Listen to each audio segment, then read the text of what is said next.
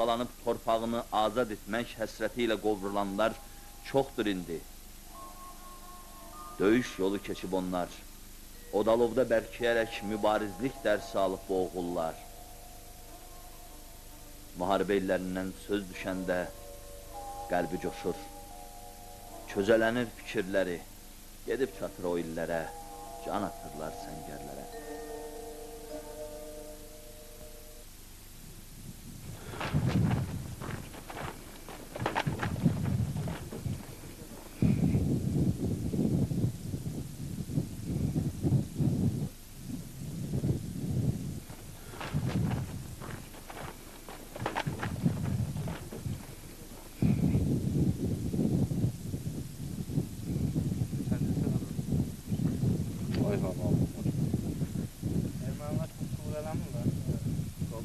Bölgələrimizin nəzər qoruyucu.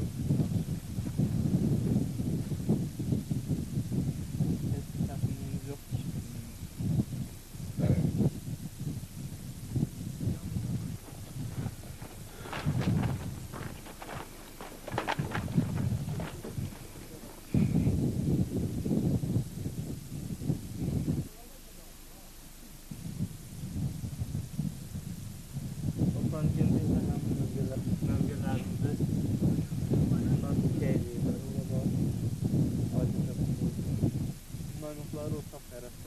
Bizim bölgələrimizdə aramsız... Qardaşım harada sana vurdu, değil mi? Bizim məktəbin yanından Elşad 9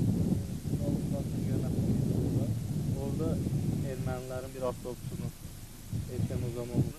Ermənilərin oradakı mövqeləri tamamilə susturuldu və ermənilərin həmin gün hazırladıkları plan baş tutmadı.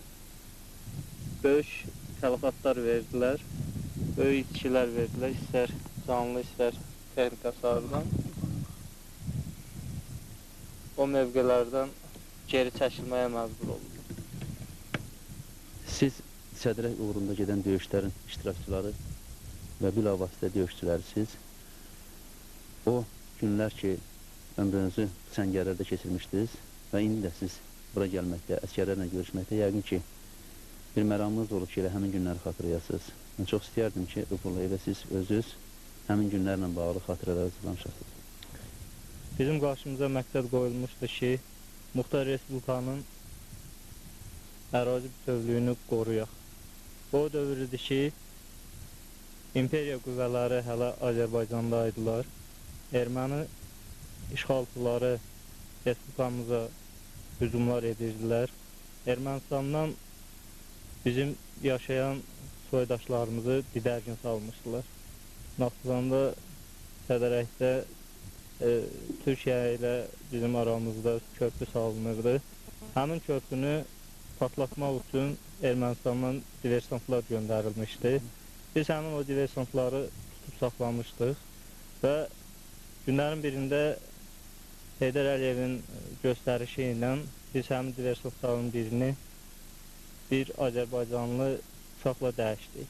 Həmin uşaq bizə söylədi ki, mənim dayımın dostu Azərbaycanın ərazi bütövlüyü uğrunda döyüşlərdə iştirak edir və Naxçıvan Muxtar Respublikasının müdafiəsi üçün sizə konkret köməklik edə bilər. Mən Gəncəyə gəldim. Gəncədə biz Elşənlə gərayi tapa bilmədik.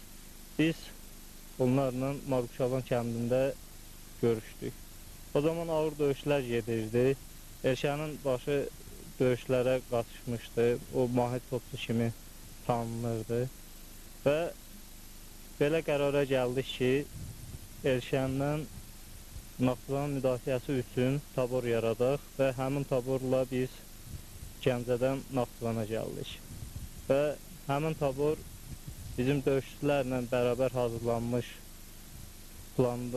planla hücuma keçdilər və Ermənistandan Muxtar Respublikaya edilən hücumların qarşısını tezliklə biz ala bildik. Ermənilərin çoxlu canlı qüvvələrini, hərbi texnikasını məhv etdik.